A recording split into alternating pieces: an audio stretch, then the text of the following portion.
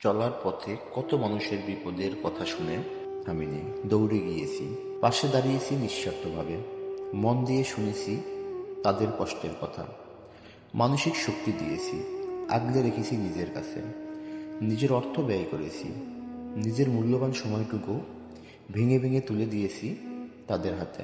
কিন্তু যখন তাদের জীবনের অন্ধকার কেটে গিয়ে আলো ফিরে আসে, তখন তারা আর আমাদের চেনে না। পরিচিত মুখ অচেনা হয়ে যায়।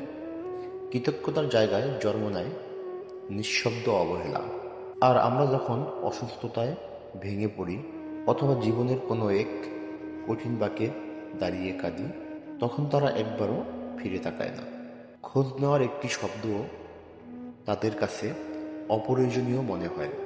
সবচেয়ে কষ্টের সত্য হলো, সময় আর সুযোগ পেলে সেই মানুষগুলোরাই পিছন থেকে আঘাত করার সাহস পায়।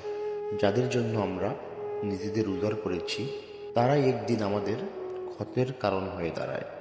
দিন শেষে তখন বুঝতে হয়, সবাই আপন হয় না। কিছু মানুষ কেবল প্রয়োজনের সময়ই কাছে আসে, আর প্রয়োজন ফুরলেই আমাদের অস্তিত্বটুকু মুছে ফেলতে দ্বিধা করে না। বাস্তব জীবনের কিছু কথা।